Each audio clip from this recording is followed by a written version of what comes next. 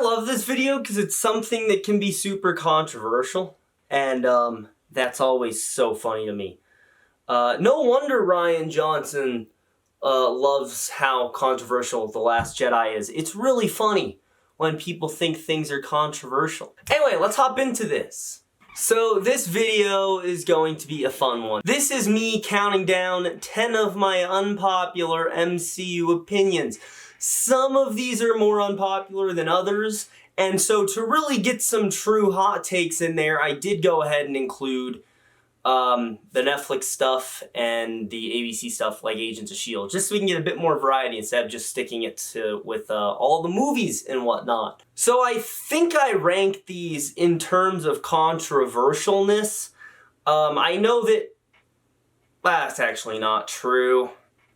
Yeah. But anyway, I tried to rank, for the most part, these in terms of controversialness, because I know my number one's really controversial. So is my number two. My number three might be.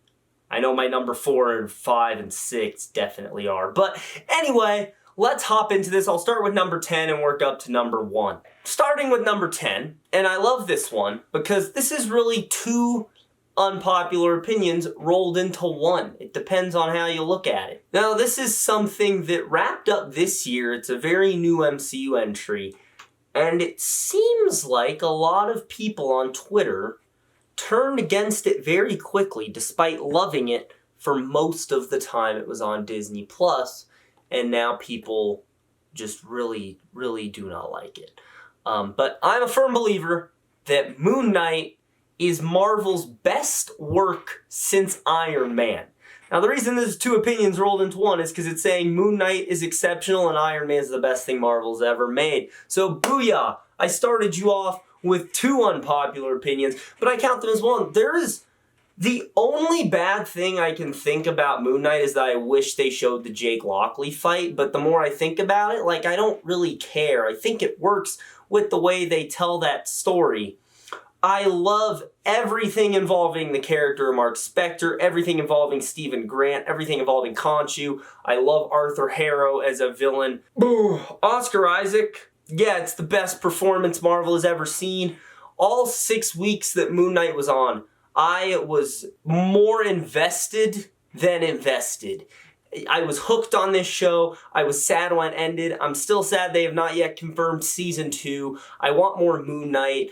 I legitimately cannot think of a true criticism I have of Moon Knight. I just think it's that good. And the internet will try to convince you. They're like, no, Moon Knight's not that great. And I sit there and I'm like, could they be right? And then I go rewatch some Moon Knight. I'm like, no, this is firmly one of the best things Marvel's ever made.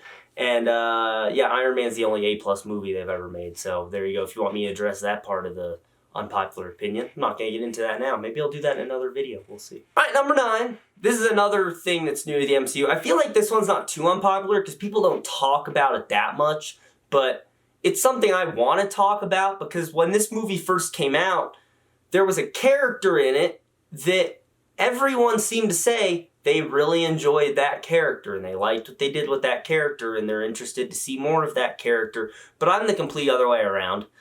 So at number 9, I have that I do not like America Chavez. I did not when I first saw Multiverse of Madness.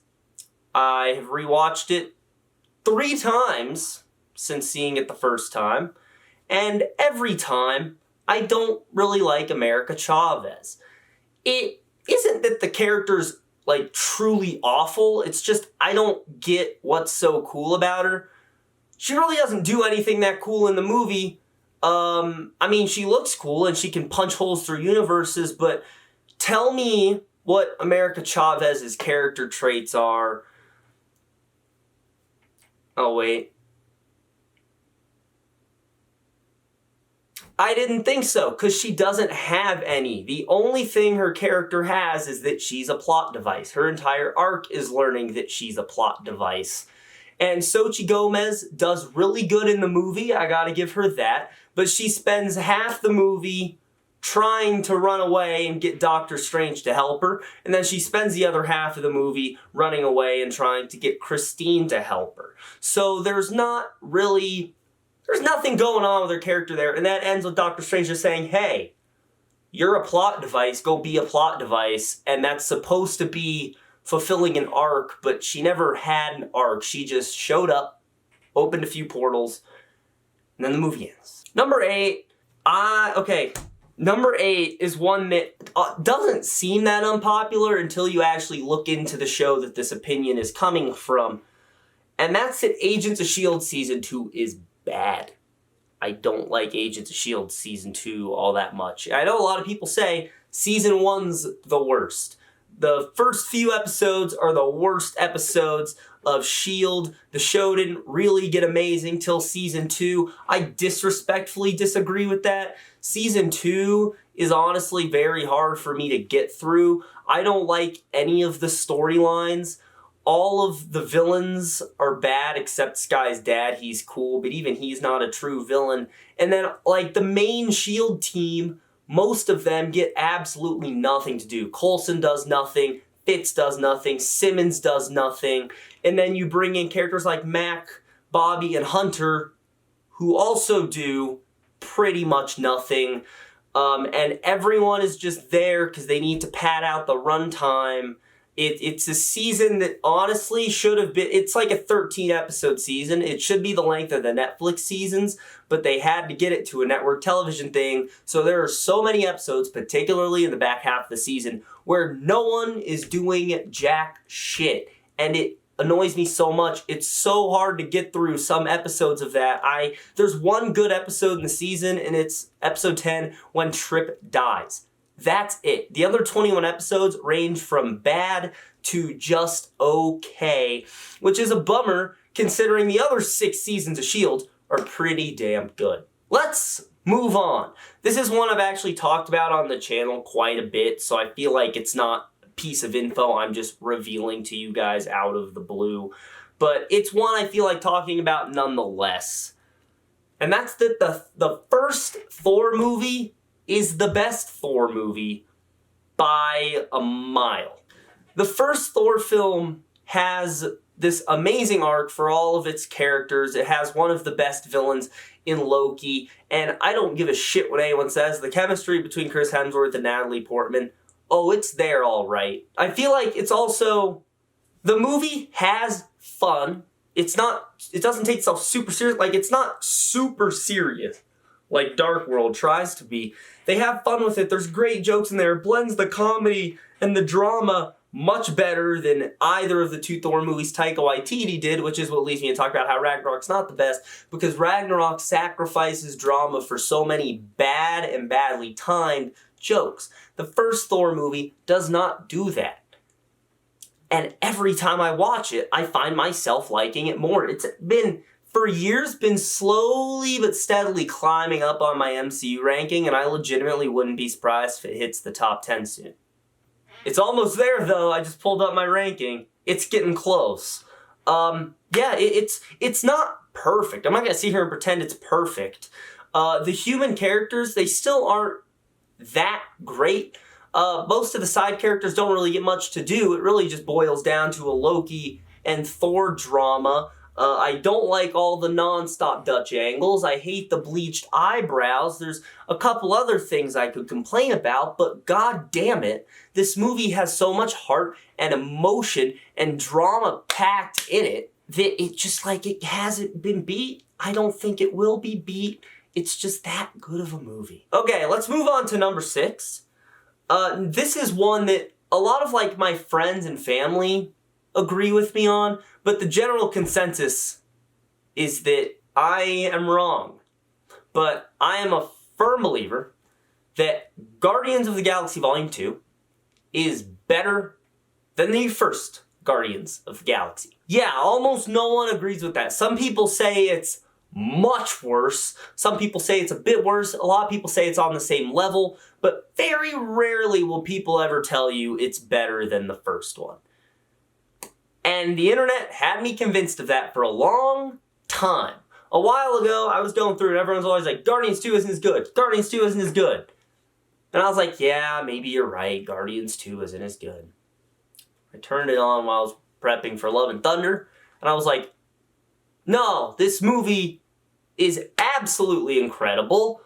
It's almost flawless. It has some mistakes, but I don't understand how people think the first one's better. The second one has much better characterization. What it does for Star-Lord, what it does for Gamora and Nebula, and what it does for Drax with bringing in his tragedy, what it does for Yondu. Rocket becomes one of the best characters ever, the most complex character in the entire MCU. The things they do with Baby Groot. Ego is a phenomenal villain. The only weak character in this movie is the Sovereign. They kind of suck. But that's it. Everyone else is good. Now, compare that to the first Guardians movie, where Gamora's pretty one-note, Drax is pretty one-note, Nebula, very one-note, Ronan, super one-note. The side characters beyond just the Guardians are very hard to name, but everyone in the second one, every main character, every side character, almost every character that's only there for a couple seconds is fleshed out, and they feel like a real person instead of someone that's actually written. The tragedy in the story, it brings a tear. The last 3 minutes of this movie bring a tear to my eye. Just the way the story and the plot of this movie unfolds. Is it a slow burn? Hell yeah, it's a slow burn, but it's better for it. This is not a movie that needs to go fast. This is a movie that needs to spend an hour of its runtime on Ego's planet with the characters doing absolutely nothing besides just talking and arguing with each other. And if they were doing anything other than that, this movie would be leagues worse than the first one. And maybe I'm full of shit and I'm just being ignorant, but when I think about it, I look back and I'm like, yeah, the first one's good, but how do you honestly think it's better than Guardians 2, which in my opinion is James Gunn's magnum opus? It would be awesome if 3 can be better. Alright, enough Guardians of the Galaxy talk. Let's move into the top 5 with another one that I know would upset people, because this is a movie people always have in their top 5, top 3, hell, even their number 1 MCU film. I never have. I've never thought it's as good as people say it is. And as much as I really like it, the more I watch it, the lower it actually drops. Because the internet has baited me into thinking this movie's amazing, and I rewatched it and I'm like, it's not. And that's The Winter Soldier. I think Captain America, The Winter Soldier, is the single most overrated film in the entire MCU. Don't get me wrong, it's good. It's good, but it's not an A+, it's not an A. Hell, it might not even be an A-. What they do for Cap, I think that works. What they do with Falcon, I think that works. And Bucky, I think that's good. I think those 3 characters are pretty tight. I don't feel the chemistry with Black Widow in this movie. That could just be me. I mean, this is the same guy who said there's great chemistry with Natalie Portman and Chris Hemsworth in Thor, so I could just have my head stuffed so far up my own ass that I can't see. But I don't know, I never really felt like their chemistry was all that great. Maybe it's how they're written. I don't know. Also, I don't like that. Also, something people tend to overlook, and this isn't just me not understanding the character of Nick Fury, this is a legitimate thing that's an issue with this movie, is the entire storyline of this movie is reliant on the idea that Nick Fury acts out of character. Because it all relies on him A-okaying the clearly very stupid helicarrier idea. Keep in mind, Nick Fury is the most paranoid man on the planet. There is no one who is more paranoid or stressed out than Nick Fury always is. This guy has plans in place to fake his own death. And so I have never for a second bought the idea that Nick Fury and Cap would disagree on the whole helicarrier thing. If anything, Nick Fury should be on Captain America's side. That's my biggest issue with this movie, and it's one that takes me out of it. Every time they have that discussion, it doesn't make sense. I have always felt like Nick Fury's acting out of character, but, I mean, hey, it could just be me. completely misunderstanding the character of Nick Fury, but I don't think that's the case at all.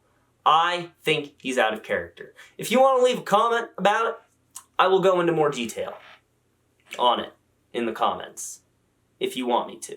But yeah, that's my 2 cents on that. Number 4 is also one that I haven't been secretive about, but I feel like putting it high because this is a very unpopular opinion, and that's that Spider-Man Far From Home is a dreadful film. The only redeeming quality in this movie is the performances. I don't think it's written well. I don't think it's directed particularly well. Hell, I don't think it's edited well. I think this is the worst CG of the Spider-Man trilogy.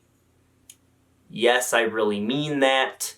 The story is horrible.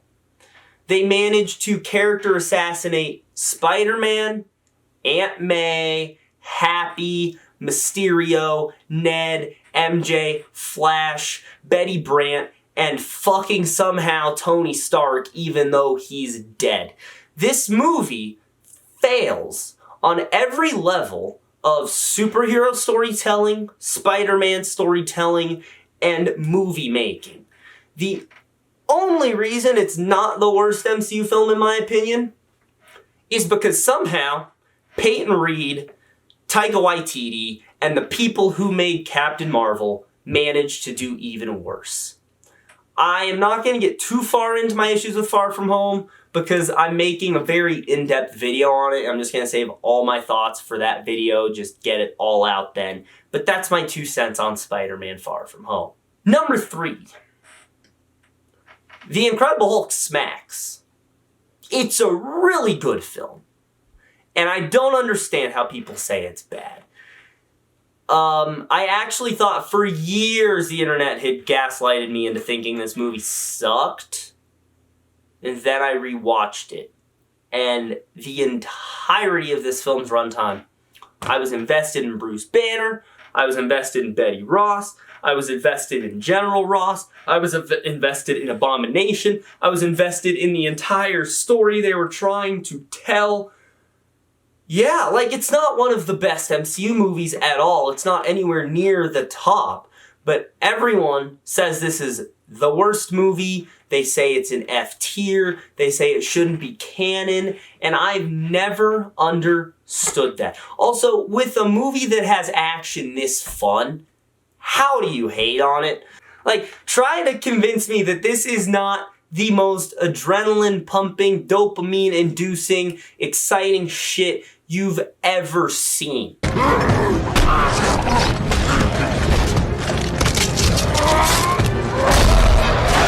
I think this is the coolest Hulk has been on screen. I want this Hulk back, just the monster.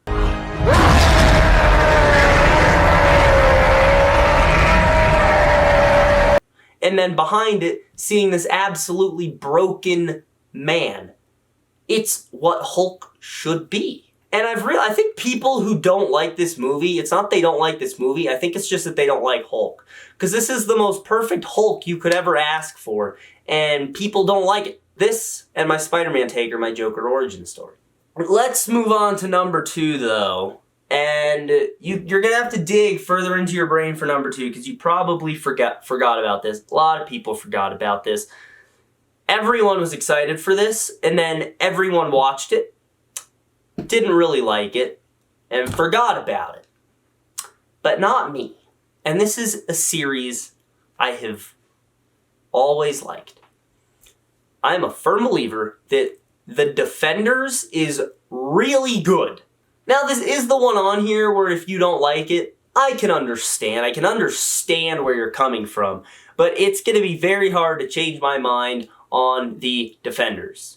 I feel like all the criticism of this show lies with the last 2 episodes when they uncover a dragon underneath New York.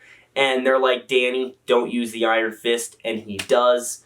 And people think that's bad writing, even though that's very in character for Danny Rand. So if you think that's stupid, then your issue lies with what they did in Iron Fist Season 1, not with what they did in Defenders.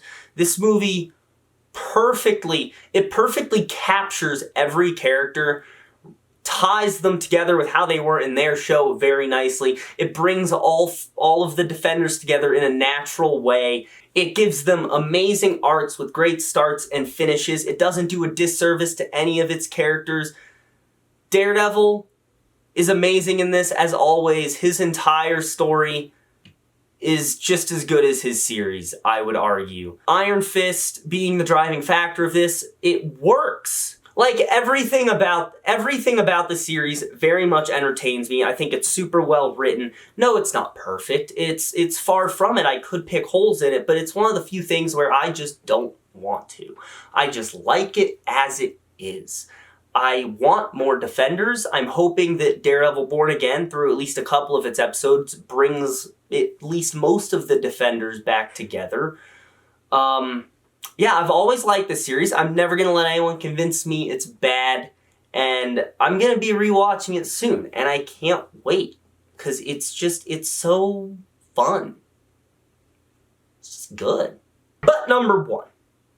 This is the hottest hot take. This is the unpopularist of opinions. Endgame's not that great. It's a good movie, but every rewatch, it gets worse. In fact, this used to be in my top 5 MCU films. Now in my ranking, it has fallen to, I kid you not, the dead center, I think, is where it's at right now. It's like the 15th best movie they've made. The first 30 minutes of this movie, amazing. The last 45 minutes of this movie, amazing. The hour and a half in between, not great. The 5-year time jump is too much. We get too much off-screen character development. They do a disservice to Hulk. Thor's arc doesn't wrap up. He's supposed to have a redemption arc, but he never felt bad for what he did, so it doesn't really work out. This movie centers on Iron Man, Captain America, Thor, and Black Widow, and I get it, you have to focus on a core group of characters, that's fine. But then I feel like it takes the rest of the characters and gives them a little emotional bit to kick off the story, and then forgets about them. Hawkeye had the most potential. He gets forgotten about. Hulk gets absolutely disgraced. Captain Marvel's just there because she has to be there. War Machine, absolutely nothing to do. Once Ant-Man proposes the idea of time travel, he then has nothing to do. No, those aren't my only negatives. Like, it's just something that bothers me. But the time heist, I don't like the time heist. The time heist, for something that the entire universe is at stake here, the time heist feels inconsequential as fuck. At no point in the time heist, when Nebula gets captured, when they lose the Tesseract, when, Black Widow and Hawkeye are on Vormir, at no point does it feel like they're gonna lose. The only time there are stakes are with Black Widow and Hawkeye, because it's the only time that it ever feels like anyone's in danger, because someone has to die. For the rest of the entire second act of this movie, there is no sense of danger, there is no sense of a villain, there is no stakes at all, and for the last movie in the franchise, the one where they went in teasing that literally anyone could die, and people were theorizing for years who's gonna die, and you thought everyone was gonna be in danger, and they marketed it as the darkest thing they have ever made and will ever make, and this is the final fight against the most powerful being in the universe. How come at no point in this movie it ever feels anything like any of those? There is aging like wine, and there's aging like milk. That's Avengers Endgame. It's not aging well. Every time I watch it, I find another massive issue with the film. And another thing that's really funny is, like, if you go on Reddit, someone will ask, hey, help me understand this thing from Endgame. And people will respond, well, just watch the movie. They explain it perfectly. No, they fucking don't, because if they explained it perfectly, there wouldn't be a shit ton of videos explaining the time travel logic. This movie was good because of hype. Okay? Now, hold on, I do want to say, yes, it's still a good movie. I still like it. It still deserves praise. doesn't deserve that much praise, but this is a movie that relied entirely on hype, and once the hype is gone, you start to notice holes almost every second of this film. Just so many plot holes, so many inconsistencies, so many gaps in logic, so many things that I don't understand how it made it through the writing, directing, editing, and release process without them noticing something was wrong with it. It's the worst of the Russo brothers Marvel movies. I also noticed in this video I've now mentioned 2 of their movies are overrated. But yeah, Endgame, in my opinion, has not aged well. I start to like it less and less every time I watch it. I don't love this movie. I don't think it's a great movie. I think the last hour of this movie is the reason everyone loves this movie. But if the final battle was anything other than what it is, this movie would never have been as loved as it is now. There you guys go. Those are my spicy takes on the MCU. If this video does well, I might make another one because I have more takes I could write down. I've even mentioned a couple in this video. So let me know some of your hot takes down in the comments below. Also leave a like on this video, subscribe, click on the bell icon to receive all notifications from the MCU HQ. That's going to be it. Have a great day, guys.